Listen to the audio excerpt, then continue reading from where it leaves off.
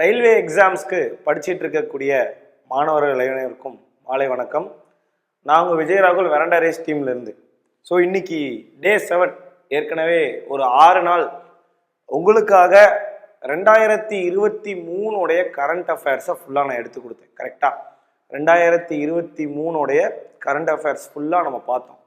அது உங்களோட அந்த general awareness on current affairs அப்படிங்கிற செக்ஷனுக்கு யூஸ் ஆகும். ஸோ ஏஎல்பியில் ஏற்கனவே பார்த்தீங்கன்னா அதுக்கு ஒரு 10 மார்க் கரெக்டாக. ஸோ அந்த செக்ஷனை கவர் பண்ணுற மாதிரி ஒரு 6 நாள் ஃப்ரீ கிளாஸஸ் உங்களுக்கு கொடுத்தாச்சு. அதோடைய பிபிடியும் உங்களுக்கு டெலிவர் பண்ணியாச்சு கரெக்டாக. ஸோ அதோட பிபிடியுமே உங்களுக்கு என்ன பண்ணியாச்சு, டெலிவரி பண்ணியாச்சு. ஸோ போக போக என்ன சொல்கிறேன், சப்ஜெக்ட் கொண்டு போகிறேன்னு சொல்லியிருந்தேன், அதுவும் பைலிங்குவலாக கொண்டு போகிறேன்னு சொல்லியிருந்தேன். ஸோ சப்ஜெக்ட் அப்படிங்கிறப்போ ஃபுல் சப்ஜெக்டையும் நம்மளால் யூடியூப்பில் எடுக்க முடியாது. ஒரு சப்ஜெக்ட் எடுக்கிறீங்க, இப்போ பயாலஜி அப்படிங்கிற ஒரு சப்ஜெக்ட் எடுக்கிறீங்கன்னா அதில் நீங்கள் என்னென்னலாம் படிக்கணும், எது ரொம்ப இம்பார்ட்டண்ட், ஒரு டாபிக் எடுக்கிறீங்கன்னா அதை எப்படி நீங்கள் படிக்கணும் அப்படிங்கிறத கொஞ்சம் அழகாக டீட்டெயில்டாக இரு மொழிகளில் தமிழ் மற்றும் ஆங்கிலத்தில் நம்ம இந்த கிளாஸில் பார்க்கலாம். ஸோ பயாலஜிலேருந்து ஆரம்பிக்கிறோம் மங்களகரமாக. Once again welcome to the session. சரியா?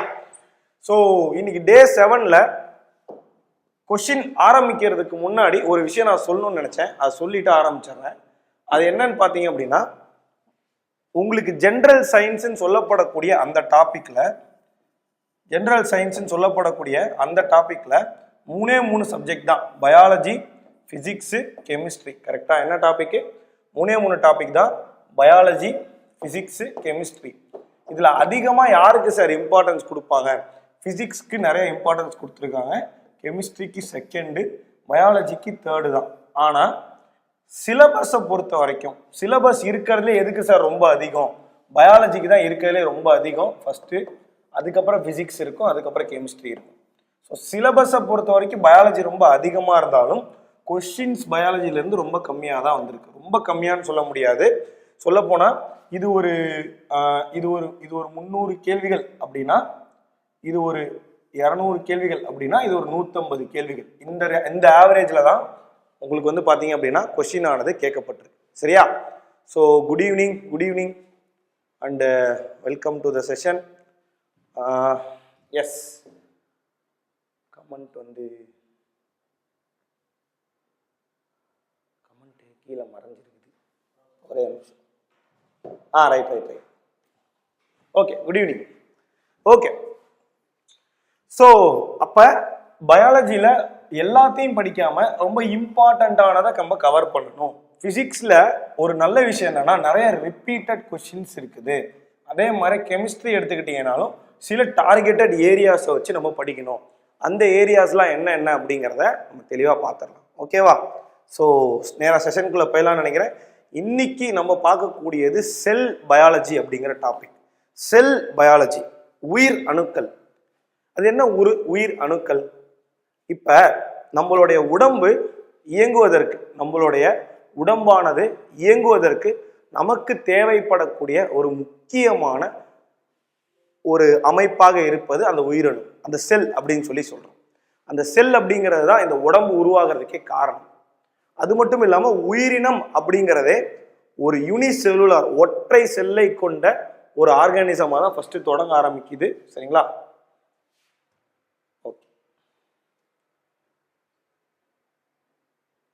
சாரி, என் டக்குன்னு எல்லாம் க்ளோஸ் ஆயிடுச்சு. ஓகே, ஒரே நிமிஷம்.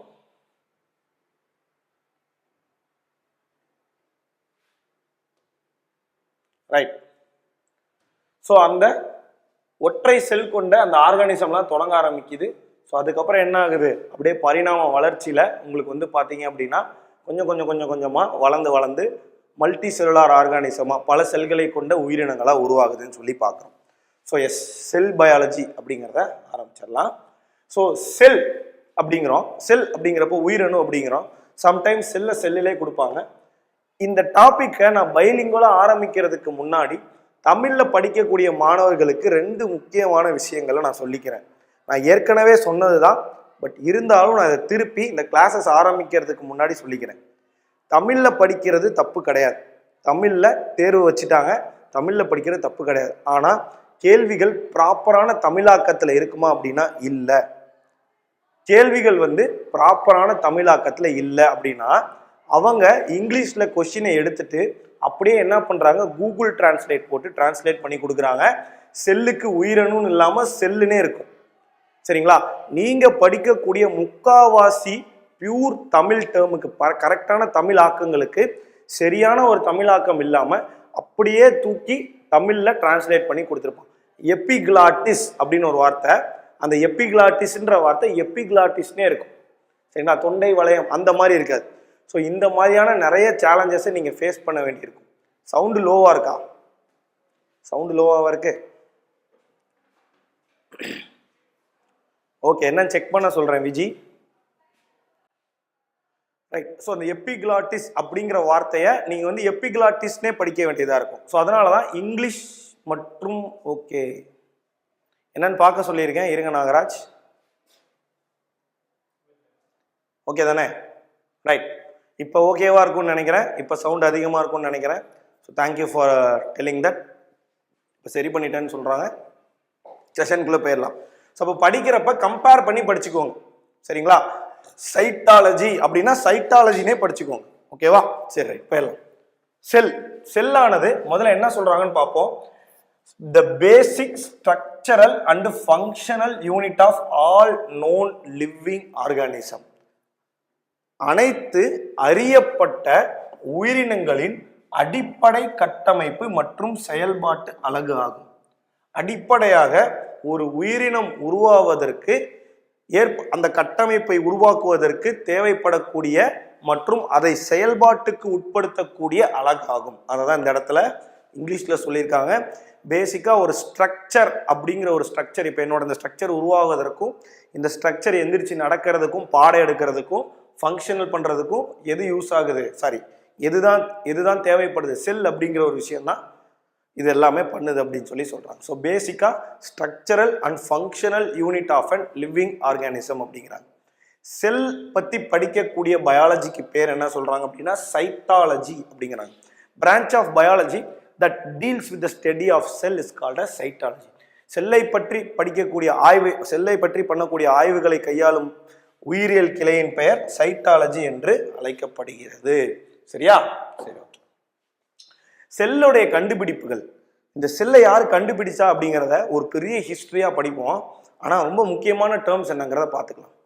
ஸோ ஜுவாலஜியின் தந்தை அப்படின்னு அழைக்கக்கூடிய உயிரியலின் தந்தை மற்றும் பயாலஜியின் தந்தை அப்படி உயிரியலின் தந்தை மற்றும் விலங்கியலின் தந்தை என்று அழைக்கப்படக்கூடிய அரிஸ்டாட்டில் அவர் என்ன பண்றாரு, இவர் தான் பயாலஜிக்கும் சரி ஜுவாலஜிக்கும் சரி father of biology, father of ஜுவாலஜின்னு சொல்லுவாங்க.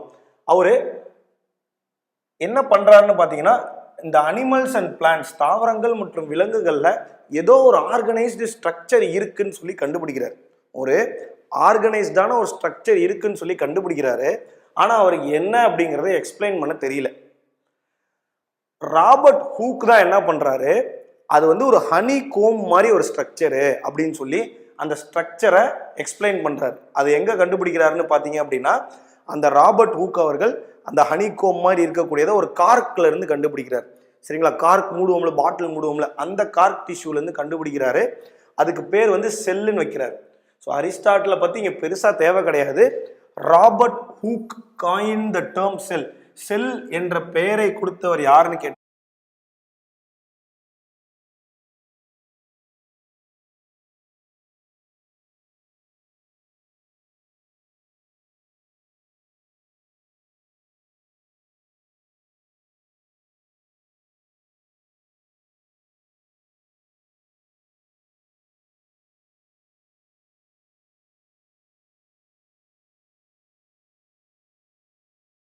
போயிடலாம்.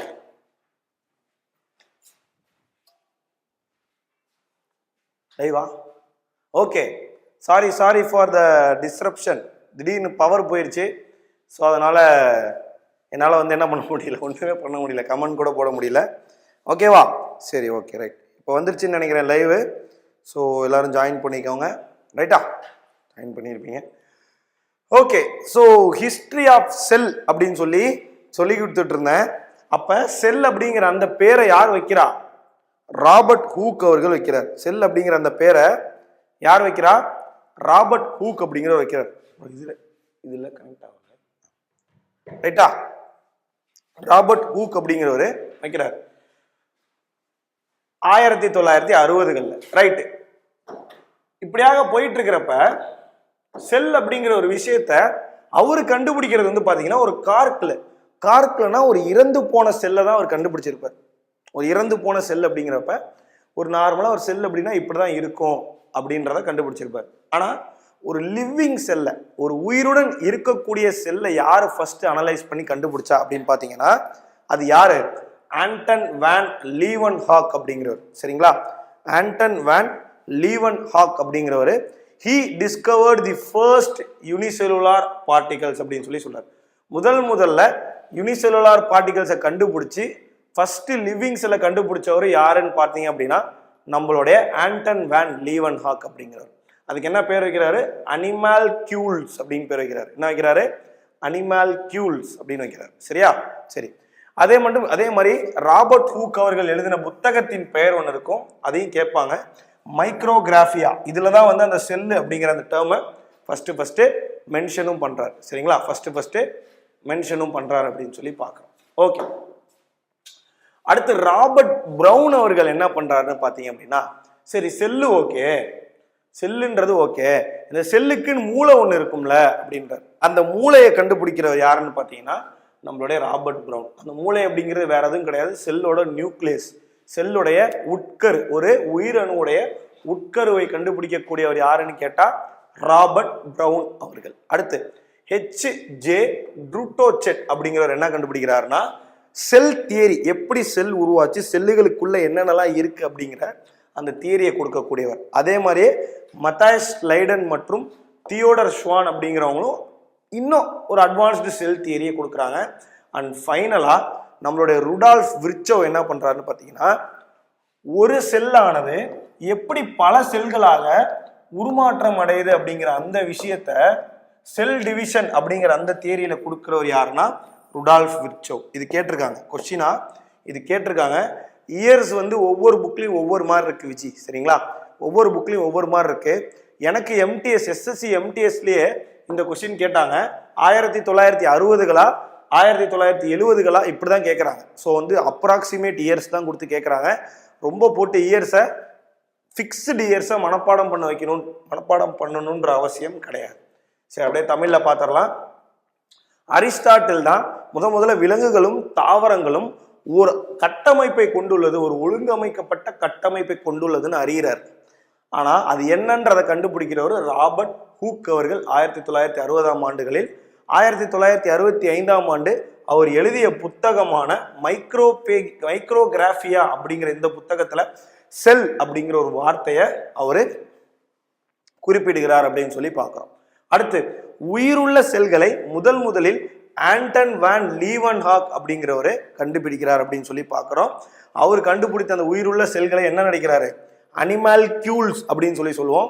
இங்க விலங்குகள் அப்படின்னு நினைக்கிறாருன்னு டிரான்ஸ்லேட் ஆயிருக்கு. பட் அவன் குடிக்கிறப்ப என்ன கொடுப்பான்? அதே அனிமல் கியூல்ஸ் அப்படின்னு சொல்லி கொடுப்பான். சரியா? சரி, ஓகே, ரைட்.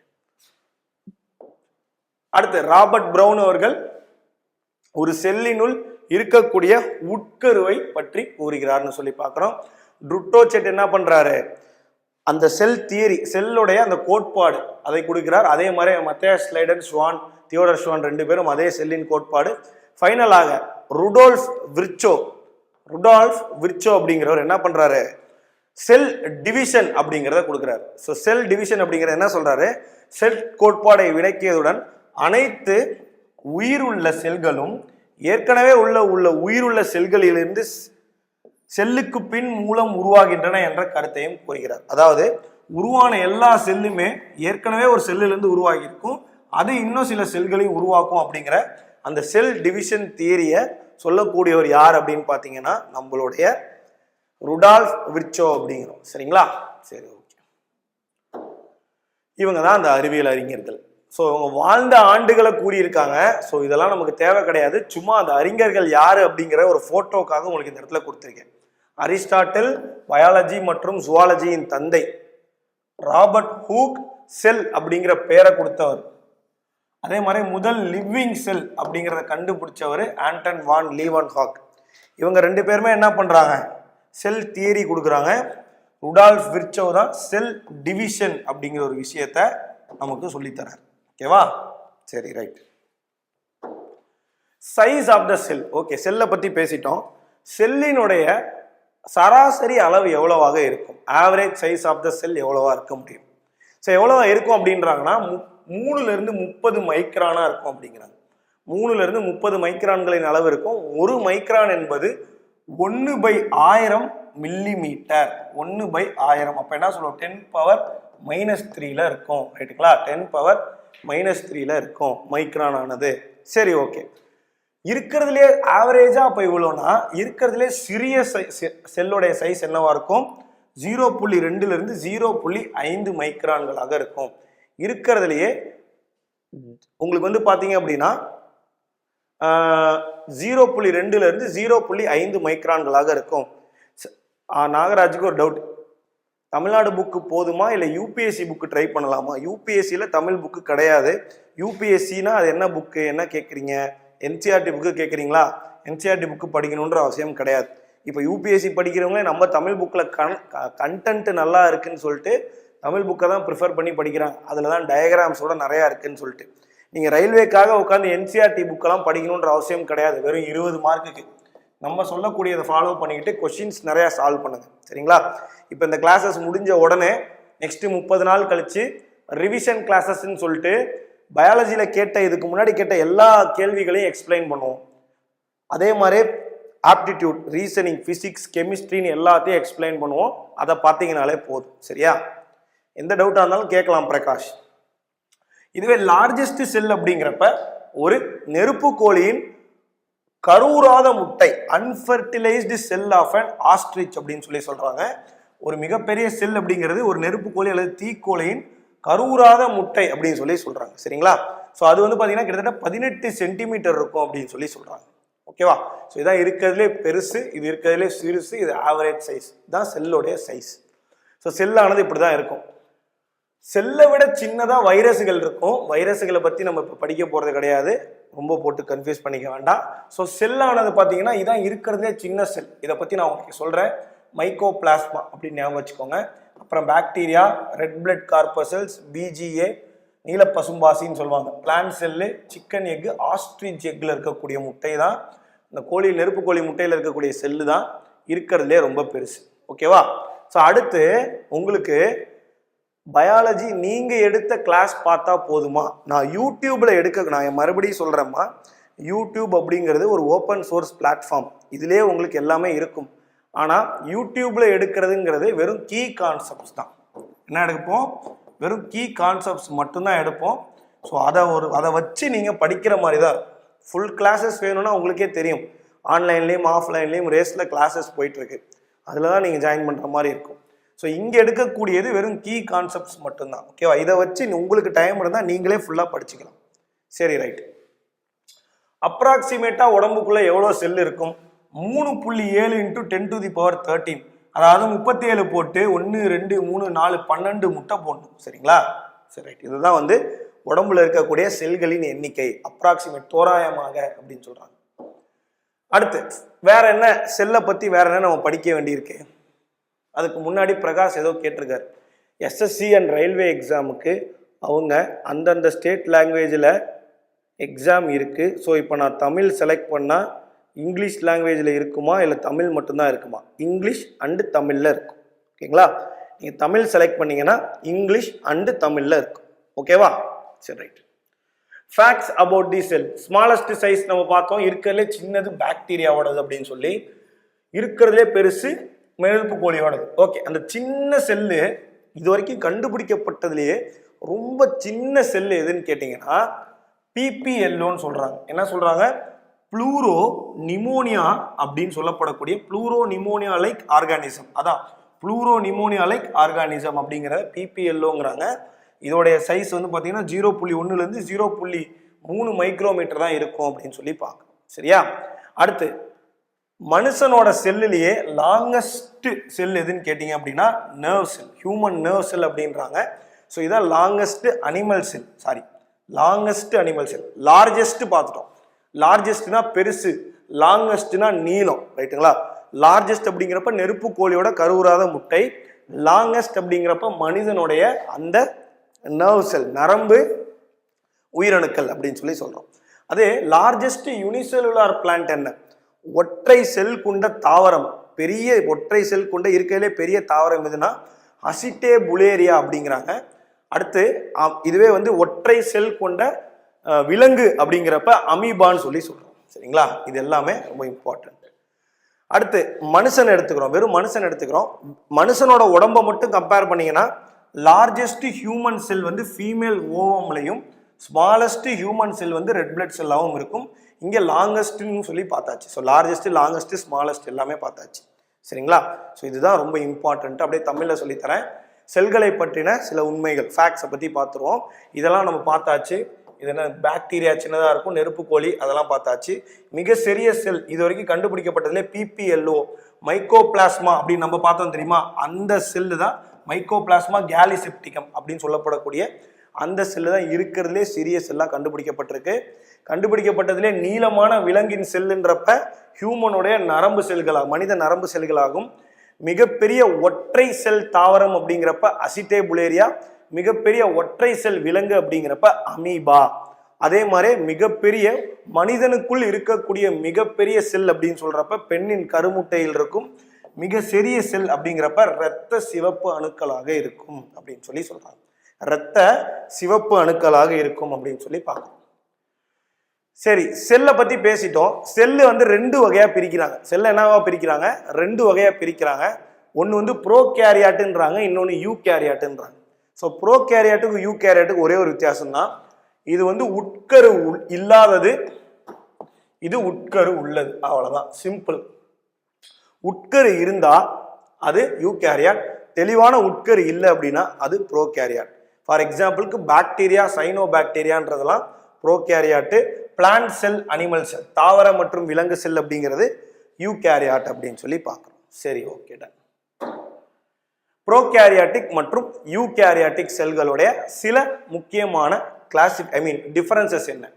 சைஸ் எடுத்துக்கிட்டீங்க அப்படின்னா இவன் ரொம்ப சின்னதாக இருப்பான், இவன் பெருசாக இருப்பான். இவனுக்கு எந்த ஒரு மெம்பரேனும் இருக்காது, இவனை சுற்றி மெம்பரேன், அதாவது சவ்வுகள் மாதிரி இருக்கும்னு சொல்லி பார்க்குறோம். நியூக்ளியஸ் இருக்காது, நியூக்ளியஸ் இருக்கும். நியூக்ளியோலி இருக்காது, நியூக்ளியோலி இருக்கும், அவ்வளோதான். சரிங்களா? ஸோ இதை தான் வந்து அப்படியே தமிழ்லையும் கொடுத்துருப்பாங்க. சரிங்களா? ஓகே. அடுத்து ப்ரோகேரியாட், யூகேரியாட்டை பற்றி படிக்கிறப்ப நடுவில் ஒரு கேள்வி கேட்டான், வாட் இஸ் மீசோ கேரியாட்னு. ரெண்டுத்துக்கும் நடுவில் இருக்கக்கூடியவன் தான் மீசோ கேரியாட். நியூக்ளியஸ் இருக்குமா, ஆனால் நியூக்ளியர் மெம்பரேன் இருக்காதான். அதாவது என்ன சொல்றாங்கன்னு பாருங்க, இங்க என்ன சொல்றாங்க, நியூக்ளியர் மெம்பரேன் இருக்காது, இங்க இருக்கும். ஆனா நியூக்ளியஸும் இருக்காது, இங்க இருக்கும். இங்க என்ன சொல்றாங்க, இந்த .1 ஆனது இருக்காது, ஆனா .2 ஆனது, .1 ஆனது இருக்கும், நியூக்ளியஸ் ஆனது இருக்கும், உட்கருவானது இருக்கும். அதை சுற்றி இருக்கக்கூடிய செல் நுண்ணுறுப்புகளை சுற்றி சவ்வு காணப்படுவதில்லை. சவ்வுகள் இல்லாத நியூக்ளியஸ் இருந்தா அது மீசோ கேரியாட். ஒரு கேள்வி கேட்கிறான் பசங்களுக்கு, இப்படிதான் ஒரு கேள்வி கேட்கிறான், which of the following type of organism has a nucleus with nuclear membrane. மாத்தி சொல்லிட்டேன், நியூக்ளியஸ் வித் நியூக்ளியர் மெம்பரேன்னு கேட்குறான். இல்லை, கொஸ்டின் அப்படி வரல. மீசோ கேரியாட்ஸ்ல கொஸ்டின் எப்படி திரும்ப வந்தது, ஏதோ ஒரு கொஸ்டின் வந்தது. ப்ராப்பரான நியூக்ளியர் மெம்பரேன் இல்லாம இங்க நியூக்ளியஸ் வித் நியூக்ளியர் மெம்பரேனே கொடுத்துட்டான். ஸோ இந்த ரெண்டுக்கும் இடைப்பட்ட ஆர்கானிசத்தின் பேர் என்ன அப்படின்னு சொல்லி கேட்டா அதை தான் என்னன்னு சொல்றாங்க, மீசோ கேரியாட்ஸ் அப்படின்னு சொல்லி சொல்றாங்க. இதுல இதுக்கு மேல நீங்க பார்க்க வேண்டியது என்ன அப்படின்னா, இதோடைய செல் மூவ்மெண்ட், இது நகரக்கூடியது ஃபிளஜெல்லா அப்படிங்கிற ஒரு டைப் ஆஃப் ஆர்கனை வச்சு. இது கிளைடிங் அண்ட் ஃபிளஜெல்லா, இது ஃபிளஜெல்லா மற்றும் சிலியா. அதாவது இதுல ஃபிளஜெல்லா மட்டும் இருக்கும், இதுல கிளைடிங் இருக்கும், இதுல சிலியா இருக்கும். அண்ட் இதோட ஃபிஷன், பைனரி ஃபிஷன், மைட்டாசிஸ் மற்றும் மியாசிஸ். ஃபைனலா இதோட எக்ஸாம்பிள் புரோட்டோசோவான்றத நம்ம என்னன்னு சொல்லுவோம், இதை தான் கேட்க வந்தேன், சாரி. அமீபா அப்படிங்கிறது ஒரு புரோட்டோசோவா. அமீபானா என்னங்கிறத படிப்போம் பின்னாடி கிளாஸஸ்ல. அந்த அமீபான்னு சொல்லக்கூடிய அந்த புரோட்டோசோவா எவ்வகை ஆர்கானிசம், ப்ரோகேரியாட்டா, மீசோ கேரியாட்டா, யூ கேரியாட்டான்னு கேட்டான். அப்போ மீசோ கேரியாட் என்னன்னு தெரியாதவங்களுக்கு அமீபா மீசோ கேரியாட்ல வரும் தெரியாம யூ கேரியாட்னு போட்டுருவாங்க. சரியா? அதான் பார்க்குறோம், ப்ரோ கேரியாட்டுகள், மீசோ கேரியாட்டுகள், யூ கேரியாட்டுகள். இது ரெண்டுக்கும் இடைப்பட்ட வேல்யூஸ் உடையதான் இந்த மீசோ கேரியர். இந்த புரோட்டோசோவான்னு சொல்லப்படக்கூடிய இந்த உயிரினங்கள் மட்டும் இந்த இதுக்குள்ள வரும்னு சொல்லி பார்க்குறோம். சரியா? இதுதான்ப்பா செல்லு. இதுதான் என்னது உங்களுக்கு செல்லு. செல்லுனா என்ன அப்படிங்கிறத இந்த இடத்துல அழகா நீங்க பார்த்துக்கலாம். ஓகேவா? ஸோ செல்லுக்கு செல்லுடைய சவ்வு ஒன்று இருக்கும், உட்கரு ஒன்று இருக்கும், நியூக்ளியோலஸ் ஒன்று இருக்கும், சைட்டோபிளாசம், மைட்டோகாண்ட்ரியா, இதெல்லாம் என்னென்ன பண்ணுது அப்படிங்கிறத நம்ம பின்னாடி பார்ப்போம். ஓகேவா? டீட்டெயிலாக பார்ப்போம். ஸோ செல் எடுத்துக்கிட்டிங்கன்னா பிளான்ட் செல் மற்றும் அனிமல் செல் தனித்தனியாக 2 செல்களாக பிரியுது. ஸோ பிளான்ட் செல் அப்படிங்கிறப்ப அதே மாதிரி திசு, பிளான்ட் செல்லுக்கு அப்புறம் திசுவாக மாறுது. திசுக்கள் வந்து உறுப்புகளாக, ஆர்கனாக, அப்புறம் ஆர்கன் சிஸ்டம், ஃபைனலாக ஆர்கானிசம். அதே மாதிரி தான் இங்கேயும். ஆனால் ஒரு வித்தியாசம் இருக்கு. ஒரு தாவர செல்லுக்கும் ஒரு விலங்கு செல்லுக்கும் ஒரு வித்தியாசம் இருக்கு. அந்த வித்தியாசத்தை நம்ம பார்த்துடலாம். ஒரு தாவர செல்லுக்கு ப்ராப்பரான செல் வால் இருக்கும், அழகான செல் வால் இருக்கும். ஒரு விலங்கு செல்லுக்கு அந்த செல் வால் கிடையாது. செல் சுவர் என்பது இருக்கும், செல் சுவர் என்பது கிடையாது. அதே மாதிரி ஒரு தாவர செல் எடுத்துக்கிட்டிங்கன்னா பசுங்கணிகம் அப்படிங்கிற ஒன்று இருக்கும். ஒரு விலங்கு செல் எடுத்துக்கிட்டிங்கன்னா அந்த பசுங்கணிகம் அப்படிங்கிறது கிடையாது. ஓகேங்களா? அடுத்து அதே மாதிரி லார்ஜ் வேக்யூல்ஸ், ஒரு பெரிய குமிழ்கள் இருக்கும். இங்கே இந்த குமிழ்கள் வந்து சின்னதாக இருக்கும், அப்படி இல்லைன்னா இல்லாமலே இருக்கும் அப்படிங்கிறாங்க. சரி சார், அப்போ எல்லாமே வந்து பிளான்ட்டுக்கு இருக்குன்னா அனிமலுக்கு என்னதான் சார் இருக்கும்? பிளான்ட் மாதிரி இல்லாமல் அனிமலுக்கு ஒன்று மட்டும் வேணும் அப்படின்னா உங்களுக்கு அப்படியே வந்து பயங்கரமாக சதை வளர்ற மாதிரி வேணும் நமக்கு அனிமலுக்கு. அதனால அனிமலுக்கு என்ன இருக்கும்? சென்ட்ரியோல் அப்படின்னு சொல்லப்படக்கூடிய இந்த சென்ட்ரியோல் மட்டும் இருக்கும். அப்போ நம்ம இதை அழகா ஒரு டிஃபரன்ஸில் பார்த்துடலாம். பிளான்ட் செல் என்ன இருக்கும்? குளோரோபிளாஸ்ட் இருக்கும், செல் வால் இருக்கும். உங்களுக்கு செல் வால் இருக்கும். உங்களுக்கு வேற என்ன இருக்கும்? வேக்யூலும் இருக்கும். சரிங்களா? வேக்யூல்ஸும் ஓரமாக ப்ரெசென்ட் ஆகிருக்கும். ஆனால் இங்கே என்ன இருக்கும்? ஒன்றே ஒன்று தான் இருக்கும், சென்ட்ரியோல்ஸ் மட்டும்தான் இருக்கும், வேற எதுவுமே இங்கே இருக்காது. மீதி எல்லா பார்ட்ஸும் சேம் தான். மீதி பார்ட்ஸ் எல்லாம் சேம் தான். அதோட டிஃபரன்ஸை நீங்கள் இந்த இடத்துல பார்க்கலாம். ஓகேங்களா? அதோடைய டிஃபரன்ஸை நீங்கள் இந்த இடத்துல பார்க்கலாம். செல் வால் இருக்கும், இங்கே இருக்காது. குளோரோபிளாஸ்ட் இருக்கும், இங்கே இருக்காது. வேக்யூல்ஸ் பெருசாக இருக்கும், ஸ்மாலாக டெம்பரவரியாக இருக்கும், இல்லை இல்லாமலே போகும். சென்ட்ரியோல்ஸ் இருக்காது, இங்கே இருக்கும். இதெல்லாம் முக்கியமான நம்ம கவர் பண்ண பாயிண்ட். இதை தாண்டி பிளாஸ்மோடெஸ்மேட்டான ஒரு பார்ட் இருக்கு, அது என்னங்கிறத நான் உங்களுக்கு சொல்லித்தரேன். அதை தாண்டி வந்து பார்த்தீங்கன்னா நியூக்ளியஸ் எங்கே இருக்குமா? பெரிஃபெரியில் இருக்குமா, ஓரங்களில் இருக்குமா நியூக்ளியஸ், செல்வாலில், சாரி தாவர செல்ல. இதுவே வந்து ஒரு விலங்கு செல் எடுத்துக்கிட்டிங்கன்னா சென்டரில் இருக்குமா? சரிங்களா? சென்டரில் இருக்கும் அப்படின்னு சொல்லி பார்க்குறோம். அதே மாதிரி லைசோசோம்ஸ் இல்லாமலே போகலாம், இங்கே லைசோசோம்ஸ் இருக்கலாம். லைசோசோம்ஸ்னால் என்னன்றதை சொல்லித்தரேன். இங்கே ஸ்டோர் ஆகக்கூடிய மெட்டீரியல் ஸ்டார்ச்சாக ஸ்டோர் ஆகுமா? இங்கே ஸ்டோர் ஆகக்கூடிய மெட்டீரியல் கிளைக்கோஜனா ஸ்டோர் ஆகும் அப்படின்னு சொல்லி சொல்கிறாங்க. சரியா? சரி, அதான் இந்த இடத்துல நம்ம பார்க்குறோம். தமிழ்லையும் அதே கதை தான். பொதுவாக விலங்கு செல்ல என்ன இருக்கும், விலங்கு செல்ல என்ன இருக்காது, தாவர செல்லி விலங்கு செல்லியும் ஒரு ஒப்பிட்டு பார்த்துருக்கோம். சரிங்களா? Okay. Science 1 mark question try பண்ணிருக்கேன். லூசன் புக் வழக்கமா இல்லை வேற ஏதாவது புக்கு என்னமோ கேட்குறீங்க? சயின்ஸுக்கு மட்டுமா? புக்கை பற்றியெல்லாம் ஒரு கான்செப்டே கிடையாது. புக்கெலாம் எங்கே படித்தாலும் புக்கு வந்து ஒரு சோர்ஸ் தான். பல புக்கு தேடினாலும் ஒரே ஒரு புக்கு படிச்சிருந்தா போதும். கொஸ்டின்ஸ் தான் நிறையா போடணும். நான் ஏற்கனவே சொல்கிற மாதிரி அந்த தப்பை தான் எல்லாருமே பண்ணுறீங்க. நம்ம ஒன்றும் சயின்டிஸ்ட் ஆக போகிறது கிடையாது. புக்கு படித்து செல்லு அப்படின்னு இன்னைக்கு நீங்கள் படிச்சுட்டீங்கன்னா செல்லை வச்சு எந்த கேள்வி வந்தாலும் எழுத தெரியணும். அப்போ என்ன பண்ணணும்? நீங்கள் கேள்வியை தான் எழுதணும். கரெக்டுங்களா? கேள்வியை நிறையா அப்ரோச் பண்ணுங்கள். செல்லை பற்றி எங்கே கேள்வி கிடைச்சாலும் தேடி அதுக்கு டெஃபினிஷன், அதுக்கு எக்ஸ்பிளனேஷன் நீங்களே போடுங்க. ஈஸியாக வந்து உங்களால் மார்க் வாங்க முடியும். ஓகே. செல்லோட அமைப்பை, முக்கியமான அமைப்பை 3 வகையாக பிரிக்கிறாங்க. செல் மெம்பரேன், சைட்டோபிளாசம், நியூக்ளியஸ் அப்படின்னு சொல்லிட்டு 3ஆக பிரிக்கிறாங்க. ஸோ செல்லின் சவ்வு, சைட்டோபிளாசம், உட்கருன்னு இதெல்லாம் பற்றி பார்த்துடலாம். ஸோ செல் மெம்பரேன், இந்த செல் மெம்பரேன் அப்படிங்கிறது என்ன? அந்த செல்லுடைய சவ்வு. ஸோ சவ்வுகள், அந்த எல்லையில் இருக்கக்கூடிய அந்த சவ்வுகள் தான் என்னன்னு சொல்கிறாங்க? செல்லோட மெம்பரேன் அப்படின்னு சொல்லி சொல்கிறாங்க. சரியா? அடுத்து செல் வால். செல் மெம்பரேன் அப்படிங்கிறப்ப அதை சுற்றி என்ன இருக்கும்? செல் வால் இருக்கும். இவன் தான் என்னவா இருக்கான்? சப்போர்ட்டர் அண்ட் ப்ரொடெக்டராக இருக்கான். ஒரு செல்லை சப்போர்ட் மற்றும் ப்ரொடெக்ட் பண்ணக்கூடிய ஒரு பொசிஷனில் யார் இருக்கா? இந்த செல் வால் இருக்கா. ஒரு செல்லுக்கும் இன்னொரு செல்லுக்கும் நடுவில் இந்த பிளாஸ்மோடெஸ்மேட்டா அப்படிங்கிறது இருக்கும். அது என்ன பண்ணுன்னா ஒரு செல்லுக்கும் இன்னொரு செல்லுக்கும் என்ன விஷயங்களை அங்கிட்டு இங்கிட்டு போயிட்டு வர ஒரு டோர் மாதிரி ஆக்ட் ஆகும். பிளாஸ்மோடெஸ்மேட்டா அப்படிங்கிறது ஒரு செல்லுலேருந்து இன்னொரு செல்லை வந்து ஓப்பனிங்ஸ் மூலியமா கனெக்ட் பண்ணக்கூடியது இந்த பிளாஸ்மோடெஸ்மேட்டா அப்படின்னு சொல்லி சொல்லுவோம். சரியா? ரைட். ஸோ அடுத்து என்ன பார்க்குறோம், உங்களுக்கு வந்து பார்த்தீங்க அப்படின்னா all plant cell and animal செல்ஸை பற்றி பார்த்தாச்சு. பிளான்ட் செல் வந்து ஒரு அடிஷ்னலான லேயர் இருக்குன்னு சொல்கிறாங்க செல் மெம்பரேன். நமக்கே தெரியும் இதில் வந்து எதில் அனிமல் செல்ல அது கிடையாது அப்படின்னு சொல்லிட்டு. வேற என்ன இதில் இம்பார்ட்டன்ட், இதெல்லாம் சும்மா பாயிண்ட்ஸ் மட்டும்தான், என்னென்னு படிச்சுக்கிட்டா போதும். ஸோ செல்லின் சுவர் செல்லை தாங்குபவர் மற்றும் காப்பாளராக பயன்படுகிறார். இதில் இருக்கக்கூடியதான் அந்த பிளாஸ்மோடெஸ்மேட்டா. ஒரு செல்லிலிருந்து இன்னொரு செல்லின் மூலம் ஒரு சிறிய துவாரத்தின் மூலம் இது பண்ணக்கூடிய இணைக்கக்கூடியது இந்த பிளாஸ்மோடெஸ்மேட்டாவின் வேலை. ஓகேவா? அடுத்து சைட்டோபிளாசம். செல்லு நீங்க பாத்தீங்கல்ல, செல்லோட படம் பார்த்தீங்க. இந்த செல்லுல இந்த பச்சை கலர், இந்த பச்சை கலருக்கு பார்த்தீங்களா, இந்த பச்சை கலர் தண்ணி ஃபுல்லா என்ன சொல்றாங்க, சைட்டோபிளாசம் அப்படிங்கிறாங்க. இதுலயே அதே மாதிரி இந்த பச்சை கலர் இருக்கு பார்த்தீங்களா, இந்த மஞ்சள் கலர், அதை வந்து என்ன சொல்றாங்க, சைட்டோபிளாசம் அப்படிங்கிறாங்க. அப்ப நம்ம உடம்புக்குள்ள இருக்கிற ரத்தம் மாதிரி செல்லுக்குள்ள இருக்கக்கூடியதான் என்னன்னு சொல்றோம், சைட்டோபிளாசம் அப்படின்னு சொல்லி சொல்றோம். ஸோ அந்த சைட்டோபிளாசம் ஆனது மீதி இருக்கக்கூடிய நியூக்ளியஸ்க்குள்ள இருக்கக்கூடிய பொருட்களை தவிர மீதி எல்லாமே உங்களுக்கு எங்க இருக்கும், இந்த சைட்டோபிளாசம் தான் இருக்கும் அப்படிங்கிறாங்க. பார்க்கறதுக்கு ஜெல்லி மாதிரி வாட்டரியா 70-90% தண்ணியாலான ஒரு கலரே இல்லாத ஒரு லிக்விடா எது இருக்கும், இந்த சைட்டோபிளாசம் ஆனது இருக்குன்றாங்க. இதுக்குள்ளதான் மீதி இருக்கக்கூடிய எல்லாரும் இருப்பான். எவன், எண்டோபிளாஸ்மிக் ரெட்டிகுலம், லைசோசோமு, மைட்டோகாண்ட்ரியான். இவெல்லாம் யாரு, இவெல்லாம் என்ன வேலை பார்க்குறான் அப்படிங்கிறத அப்படியே பார்த்துடலாம். சரியா? இவன் எல்லாரும் யாரு, இவெல்லாம் என்ன வேலை பார்க்குறான் அப்படிங்கிறத அப்படியே பார்த்துடலாம். ஸோ சைட்டோபிளாசம் என்பது செல்லின் சவ்வு உள்ளடக்கிய செல்லின் அனைத்து பகுதிகளையும் கொண்டது. ஆனால் உட்கருவை தவிர்த்து உள்ள எல்லா பகுதிகளும். இது வந்து பார்த்தீங்க அப்படின்னா ஒரு திரவமாகும். சைட்டோபிளாசமு நுண்ணுறுப்புகளால் ஆனது. நீர் நிறைந்த ஜெல்லி போன்ற 70-90% நீரால் ஆனதுன்னு சொல்லி பார்க்கணும்.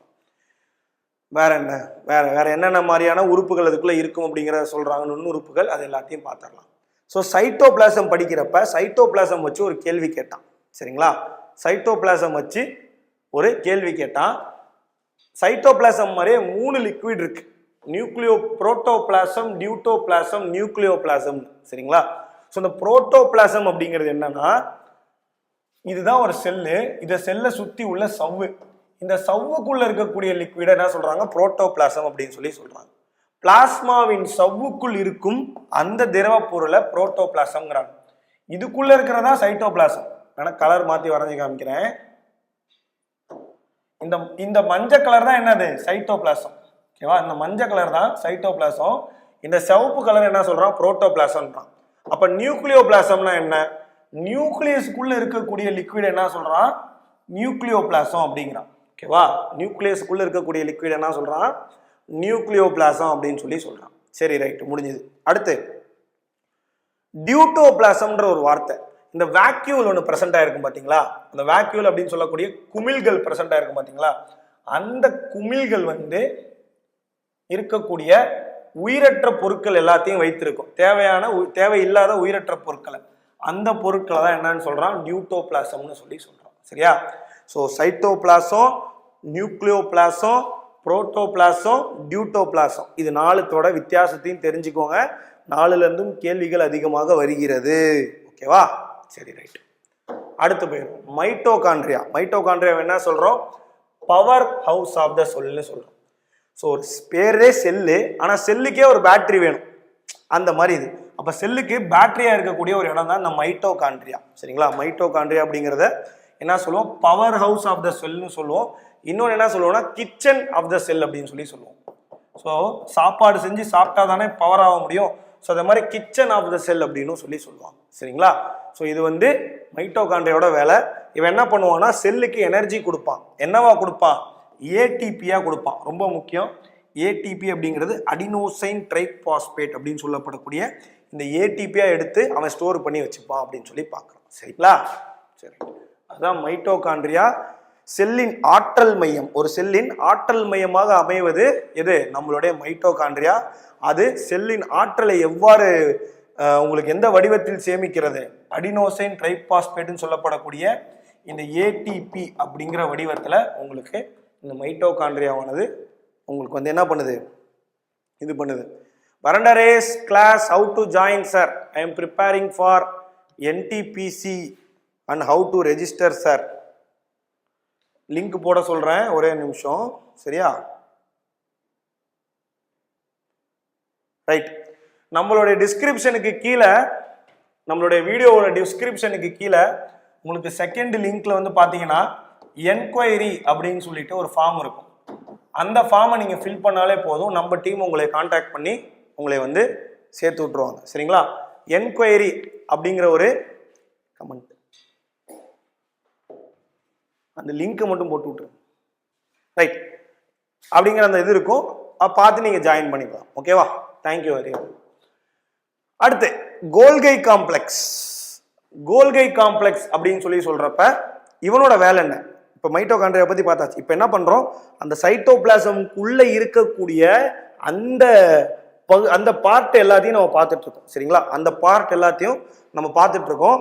ஸோ அந்த பார்ட்ல ஒரு முக்கியமான உறுப்பு கோல்கை காம்ப்ளெக்ஸ், கோல்கை உறுப்புகள். இவனுக்கு என்ன வேணும்? ஐ நீட் அ பிரேக் அப்படிங்கிறான். ஏன்னா அவ்வளோ வேலை பார்க்குறானா, காலையிலேருந்து நைட்டு வரைக்கும் வேலை பார்த்துன்னே இருக்கானா. ரைட்டா? ஸோ அவன் பார்க்கக்கூடிய வேலை என்ன? மெயினா செக்ரியேட்டரி, அதாவது தேவையில்லாத கழிவு பொருட்களை அனுப்புறது, அந்த பொருளை இங்கே அனுப்புறது, இந்த பொருளை அங்கே அனுப்புறது, அந்த மாதிரி ஒரு டிரான்ஸ்போர்ட் வேலை பார்த்துட்டு இருக்கிறவன் தான் யாரு? நம்மளுடைய இந்த கோல்கை அப்பரேட்டஸ் அப்படின்னு சொல்லி பார்க்குறோம். சரிங்களா? கோல்கை உறுப்புகளை நோதிகளை சுரப்பது போன்ற அந்த மாதிரியான ஒரு விஷயங்கள் பண்ணக்கூடியது.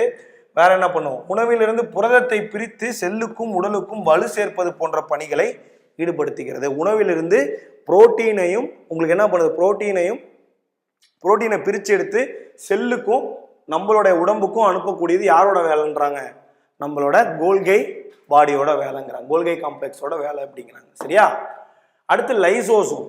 லைசோசோம் அப்படிங்கிறது ஒரு பட்ட பேர் இருக்கு, சூசைடல் பேக். நான் எதை தொட்டாலும் அழிஞ்சிரும்.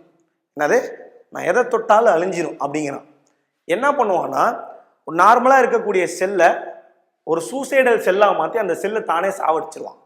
ஏன்னா சார் செல்லு செத்து போயிருமா? அதாவது ஒரு செல்லானது சாவ இன்னொரு செல் உருவெடுத்துக்கிட்டே இருக்கும். அந்த செல்லானது புதுசாக உருவெடுக்க தான் நம்ம உடம்பானது ஃப்ரெஷ்ஷாகவே இருக்குன்னு அர்த்தம். செல்லோட செக்ரியேஷன் நின்றுச்சுன்னா நம்மளுடைய உடம்பும் வளர்ச்சியை நோக்கி நின்றுச்சு அப்படின்னு சொல்லி அர்த்தம். அப்போ செல்கள் வந்து உயிரில்லாத செல்கள் வந்து இப்போ இந்த இடத்துலலாம் கருப்பு கலரில் ஆயிரணும். இந்த இடத்துல வேகமாக அடிக்கணும்னு வச்சுக்கோங்க.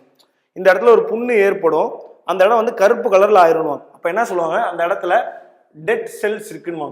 அப்போ அந்த டெட் செல்ஸ் கழிவு மூலமாக வெளியே போயிடும். அப்படி நம்ம உடம்பு ஆப்ரேட் ஆகிறதுக்கே சில செல்லுகள் வந்து உயிரை விட்டு தான் ஆகணும். அதுக்குள்ள கொல்லக்கூடிய வேலையை யார் கொடுக்குறாங்க? இந்த லைசோசோமுக்கு கொடுக்குறாங்க. இவை தற்கொலை பை என்ற பெயரில் அழைக்கப்படுகிறது. செல்லுடைய இதை பொறுத்த வரைக்கும் இந்த நிக்நேம் ரொம்ப ரொம்ப முக்கியம். திரும்ப திரும்ப என்ன பண்ணுவான்? நிக்நேம் கேட்டே இருப்பான். சரியா? நிறைய. அடுத்து குளோரோபிளாஸ்ட். குளோரோபிளாஸ்ட் என்ன சொல்றோம்? ஃபுட் ப்ரொடியூசர்ஸ் அப்படிங்கிறோம். குளோரோபிளாஸ்ட ஃபுட் ப்ரொடியூசர்ஸ், சாப்பாடு செய்யக்கூடிய இடம், சாப்பாடு செய்யக்கூடிய இடம். சரிங்களா? எங்க செய்யறாங்க? உங்களுக்கு மாத்தி சொல்லிட்டேன். நம்ம கிச்சன் ஆஃப் த செல்லுன்னு சொல்லிட்டு மைட்டோகாண்ட்ரியாவை சொல்லிட்டேன், அது கிடையாது. கிச்சனுங்கிறது இதுதான். ஓகேவா? ஸோ கிச்சன் இங்கே தான், கிச்சன் ஆஃப் த செல்னு அங்கே மாற்றி சொல்லிட்டேன், மன்னிச்சிடுங்க. சரியா? ஸோ குளோரோபிளாஸ்ட் அப்படிங்கிறது எங்கே இருக்கும்? பிளான்ட்ல மட்டும்தான் இருக்கும், அனிமல்ல கிடையாது. ஏன்னா பிளான்ட்டை நம்ம என்ன சொல்லுவோம்? ஆட்டோட்ராபிக். அனிமல்ஸ் என்ன சொல்லுவோம்? ஹெட்ரோட்ராபிக், அதாவது தனக்கு தானே சாப்பாடு செஞ்சுக்கும். இது வந்து பிற ஊட்டு முறை, இது தற்சார்பு ஊட்டு முறை, இது பிற ஊட்டு முறையில் வாழும்னு சொல்லி சொல்றாங்க அனிமல்ஸ் ஆனது. ஸோ இந்த குளோரோபிளாஸ்ட் ஆனது என்ன பண்ணும்? குளோரோபிளாஸ்டுக்குள்ளதான் இந்த குளோரோஃபில் அப்படிங்கிற பிக்மெண்ட் வச்சு போட்டோசிந்தசிஸ் மூலியமா சாப்பாடு வந்து செஞ்சு கொடுக்கும். யாரு? அனிமல்ஸ், சரி பிளான்ட்டு தனக்கு தானே சாப்பாடை செஞ்சுக்கும் அப்படிங்கிறாங்க. சரியா? அதான் அந்த இடத்துல பார்க்குறோம். பசுங்கணிகம் அப்படிங்கிறோம். தாவரங்களின் உணவு தயாரிப்பாளர்களாக திகழ்கிறது இந்த பசுங்கணிகம். பசுங்கணிகத்தில் இருக்கக்கூடியது பச்சையம். இந்த பச்சையமானது ஒளி சேர்க்கையின் மூலமாக உணவை சேகரிக்கிறது அப்படின்னு சொல்லி பார்க்குறோம், உணவை தயாரிக்கிறது அப்படின்னு சொல்லி பார்க்குறோம். அடுத்து சென்ட்ரியோல். இவன் ஈஸி, இவன் ஒண்ணுமே கிடையாது. இவன் வந்து அனிமல்ஸுக்கு இருக்கக்கூடிய சதை மாதிரி அனிமல் செல்லுக்கு இருக்கக்கூடிய ஒரு சதை, அவ்வளவுதான். என்னது? அனிமல் செல்லுக்கு இருக்கக்கூடிய ஒரு சவ்வு, அவ்வளவுதான். ரைட்டா? சரி, ரைட். அடுத்து எண்டோபிளாஸ்மிக் ரெட்டிகுலம். இந்த எண்டோபிளாஸ்மிக் ரெட்டிகுலம் என்ன பண்ணுவான்னா, ரெண்டு வகையா இருப்பான். ஒன்று ரஃப்பா இருப்பான், இன்னொன்று ஸ்மூத்தா இருப்பான். நான் பார்க்க தான் சாஃப்டாக இருப்பேன், ஆனால் திடீர்னு ரஃப் ஆயிடுவேன்ற மாதிரி நம்மளால என்ன பண்ணுவான், சாஃப்டாகவும் இருப்பான், ரஃப்பாகவும் இருப்பான். ரஃப்பாக இருக்கக்கூடிய எண்டோபிளாஸ்மிக் ரெட்டிகுலம், சொரசொரப்பான எண்டோபிளாஸ்மிக் ரெட்டிகுலம் என்ன பண்ணுன்னா புரோட்டீன் சிந்தசிஸ், புரத சேர்க்கைக்கு உதவும். சரிங்களா, புரத சேர்க்கைக்கு உதவும் அப்படின்னு சொல்லி பார்க்குறோம். இதுவே ஸ்மூத்தாக இருக்கக்கூடிய எண்டோபிளாஸ்மிக் ரெட்டிகுலம் என்ன பண்ணுன்னு பார்த்தீங்க அப்படின்னா லிப்பிட்ஸ், ஸ்டெராய்ட்ஸ் போன்ற விஷயங்களை என்ன பண்ணும், டிரான்ஸ்போர்ட் சிந்தசிஸ் பண்ணி டிரான்ஸ்போர்ட் பண்ண உதவும். கொழுப்புகள், ஸ்டெராய்டுகள் ஆகியவற்றை தயாரிப்பிலும் கடத்துதலிலும் பங்கு கொள்வது யாரு, நம்மளுடைய மென்மையான எண்டோபிளாஸ்மிக் ரெட்டிகுலம். சரிங்களா, ஸோ இது ரொம்ப முக்கியமான ஒரு பாயிண்ட். அடுத்து உட்கரு. உட்கரு எடுத்துக்கிட்டிங்கன்னா நியூக்ளியஸுங்கிறோம், அது என்னது, அதுதான் பிரெயின். டே என்னடா நீ அது பண்ணுவேங்கிற, நான் இது பண்ணுவேங்கிற, சும்மா வந்து ஆளாளுக்கு பேசிக்கிட்டு இருக்கீங்க, அவங்க எல்லாரையும் வேலை செய்ய வைக்கிறதே நான் தாண்டா அப்படின்னு சொல்லிட்டு நியூக்ளியஸ் அமையிறது யாருன்னு பார்த்தீங்கன்னா நம்மளுடைய உட்கரு. சரிங்களா, நியூக்ளியஸ் அமையிறது நம்மளுடைய உட்கரு. வணக்கம் பாலாஜி. ரைட். ஸோ இந்த உட்கருவானது உங்களுக்கு நியூக்ளியஸோட ஓரத்தில் பிளான்ட் செல்லையும் உட்கருவானது செல்லோட ஓரத்தில் வந்து பிளான்ட் செல்லையும் அனிமல் செல்ல வந்தீங்க பார்த்தீங்கன்னா செல்லோட சென்டர்லேயும் இருக்குன்னு சொல்லி பார்க்குறோம். ஸோ இந்த நியூக்ளியஸ்குள்ளே தான் பார்த்தீங்க அப்படின்னா உங்களுக்கு குரோமோசோம்னு சொல்லப்படக்கூடிய மெட்டீரியல், அந்த குரோமோசோம்குள்ளே தான் ஒரு ஜெனட்டிக் மெட்டீரியல், இது எல்லாமே உங்களுக்கு இருக்கும். சரிங்களா, ஸோ நியூக்ளியஸுக்குள்ளே தான் உங்களுக்கு உட்கரைக்குள்ளே தான் என்ன இருக்கும், குரோமாட்டின் அப்படின்னு சொல்லப்படக்கூடிய அந்த மெட்டீரியல் இருக்கும். செல் பிரிதல் போது தான் அந்த குரோமாட்டின் தனித்தனியாக பிரியுதுன்னு சொல்லி பார்க்குறோம். ஸோ நியூக்ளியஸை பொறுத்த வரைக்கும் தனியாக அதுவே ஒரு டாப்பிக்காக ஓடும். ஸோ நியூக்ளியஸை கொஞ்சம் தரவாக படிச்சுக்கணும். நியூக்ளியஸ்குள்ள என்ன இருக்கும், குரோமோசோம் இருக்கும், ரிபோசோம் இருக்கும், டிஎன்ஏ இருக்கும், ஆர்என்ஏ இருக்கும், இதெல்லாம் வந்து ஒரு தனி டாபிக். சரியா, ரைட். ஸோ இதான்ப்பா நியூக்ளியஸ். நியூக்ளியஸ் எடுத்துக்கிட்டீங்க அப்படின்னா குரோமாட்டின் இருக்கும், நியூக்ளியோல்ஸ் இருக்கும், நியூக்ளியர் மெம்பரேன் இருக்கும், இதுதான் நம்ம என்னன்னு சொல்கிறோம், உட்கரு அப்படின்னு சொல்லி சொல்கிறோம். ரைட். நியூக்ளியஸோட வேலை என்ன, controls and processes all chemical reactions inside the cell. செல்லில் உள் நடக்கக்கூடிய அனைத்து வேதி வினைகளையும் கட்டுப்படுத்தக்கூடியது யாரோட வேலை, நம்மளுடைய நியூக்ளியஸோட வேலை. After long time seeing your class in different பிளாட்ஃபார்மா, thank you Balaji and welcome to the session. ஓகேவா, சரி, ரைட். அடுத்து inheritance of the character from one generation to other. ஒரு தலைமுறையிலிருந்து இன்னொரு தலைமுறை. ஒரு காமெடி இருக்கும், கடைசி விவசாயின்ற படத்துல ஒரு காமெடி சீன் வரும். என்ன உங்க அம்மாட்ட கேட்க சொல்லியிருந்தேனே கேட்டியா அப்படின்னு சொல்லி கேட்பாங்க. ஓகேவா, ஓரியன்டேஷன் ப்ரோக்ராம் சண்டே. ஓகேவா, நீங்கள் சென்னை பிரான்ச்னா நான் தான் வருவேன் ஓரியன்டேஷனுக்கு, வேற ஏதாவது பிரான்ச்னா அங்கே இருக்கக்கூடிய ஸ்டாஃப்ஸ் வருவாங்க ஆஃப்லைனில். ரைட்டா, okay Hariharan, thank you thank you. Right. So என்ன என்ன என்ன காமெடி வரும்னு பார்த்தீங்க அப்படின்னா உங்களுக்கு,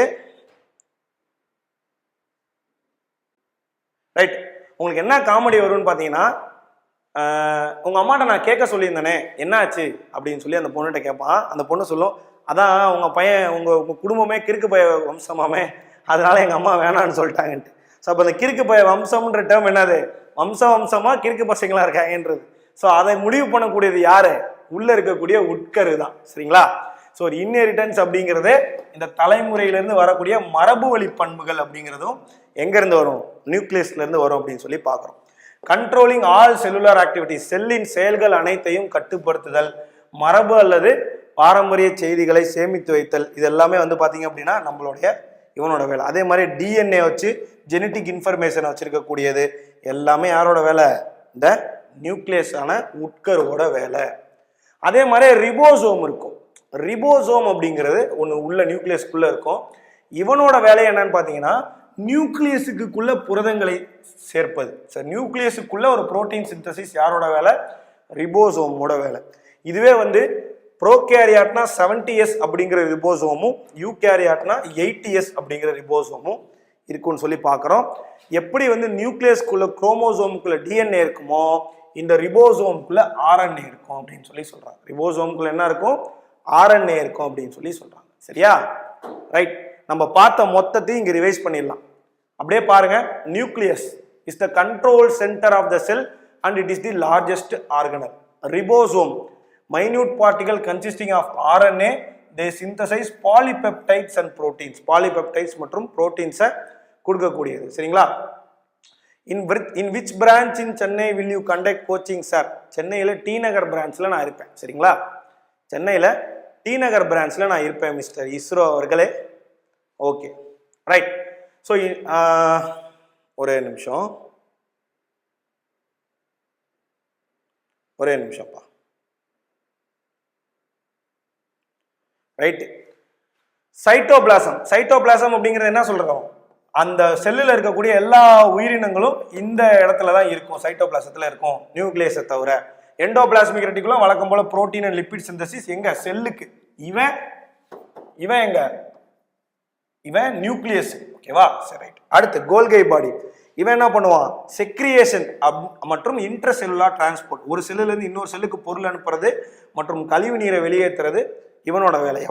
கோல்கை பாடியோட வேலை. அடுத்து மைட்டோகாண்ட்ரியா அப்படிங்கிறது பவர் ஹவுஸ் ஆஃப் த செல். அந்த பவர் அப்படிங்கிற எனர்ஜியா என்னவா கொடுக்கும்? அடினோசைன் ட்ரைபாஸ்பேட்டா கொடுக்கும். என்னவா கொடுக்கும்?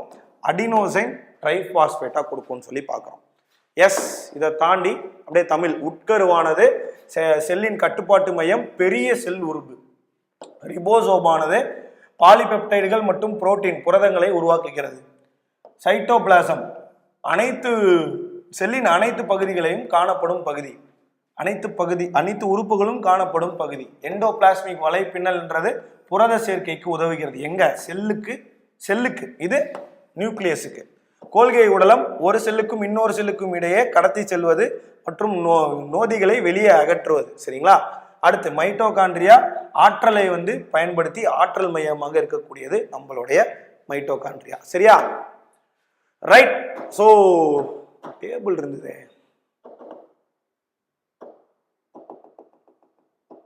ஓகே, ஒரு டேபிள் இருந்தது. இதே ரிவைஸ் பண்ற மாதிரி ஒரு அழகா ஒரு டேபிள் இருந்தது. அந்த டேபிளை நான் என்ன பண்றேன்? ஆட் பண்ணிட்டு இந்த பிடிஎஃப் உங்களுக்கு அப்லோட் பண்ணிடுறேன். பிடிஎஃப் எப்படி டவுன்லோட் பண்ணும் அப்படிங்கிறத எல்லா கிளாஸஸ்லையுமே நான் சொல்றேன். பட் இருந்தாலும் சொல்றேன், டிஸ்கிரிப்ஷனுக்கு கீழே செகண்ட்ல ஒரு லிங்க் இருக்கும். அந்த லிங்க்குள்ள போனீங்க அப்படின்னா கீழே போனா இருந்துச்சுன்னா கீழே டவுன்லோட் பண்ணி போனதுக்கு அப்புறம் நீங்க எந்த என்கொயரி ஃபார்மையும் ஃபில் பண்ணணும்னு அவசியம் கிடையாது. உங்களுக்கு ரேஸை பத்தி டீட்டெயில் தெரியணும்னா ஃபில் பண்ணுங்க. அப்படி இல்லை அப்படின்னா கீழே ஸ்க்ரோல் பண்ணீங்கன்னா எஸ்எஸ்சி அப்படிங்கிற ஒரு காலம் இருக்கும். ஃப்ரீ டவுன்லோட் ஃப்ரீ மெட்டீரியல் அப்படின்னு சொல்லிட்டு எஸ்எஸ்சின்னு சொல்லிட்டு ஒரு காலம் இருக்கும். அந்த காலமுக்குள்ள போனீங்க அப்படின்னா உங்களுக்கு நார்மலான டீட்டெயில்ஸ் கேட்கும், ஃபோன் நம்பர், மெயில் ஐடின்னு சொல்லிட்டு. அதை கொடுத்தீங்கன்னா உங்களுக்கு ஒரு டிரைவ் லிங்க் ஓப்பன் ஆகும். என்னோட பேர் பார்த்தீங்கன்னா விஜய் ராகுல். சரிங்களா, விஜய் ராகுல். என் பேரில் ஒரே ஒரு ஃபோல்டராக தான் இருக்கும். அந்த ஃபோல்டருக்குள்ளே போனீங்கன்னா 7 நாளோட மெட்டீரியலுமே இருக்கும். தாராளமாக டவுன்லோட் பண்ணி படிச்சுக்கலாம். All the best. அண்ட் மறக்காமல் உங்களுடைய ரயில்வே பற்றி தெரிஞ்சுக்கணும், ரயில்வே எக்ஸாம்ஸ் பற்றி தெரிஞ்சுக்கணும் அப்படின்னீங்கன்னா உங்களுடைய பக்கத்தில் இருக்கக்கூடிய எல்லா வரண்டா ரேஸ் பிரான்ச்சஸ் எந்த ஊரானாலும் இருக்கட்டும், அந்த ஊருக்கு இப்போ சென்னைனா சென்னை, திருச்சினா திருச்சிக்கு போய் வரும் ஞாயிற்றுக்கிழமை காலையில் 9 மணிக்கு என்ன பண்ணுங்க? அசம்பிள் ஆயிருங்க. உங்களுக்கான ரயில்வே பற்றின சில அவேர்னஸ் உங்களுக்கு அந்த இடத்துல கொடுப்பாங்க. சரியா, ஓகேவா? So thank you for attending the session and all the best. நாளைக்கும் இதே மாதிரியே சப்போர்ட்டோட உங்களை நான் மீட் பண்ணுறேன். Bye bye. See you. Tata.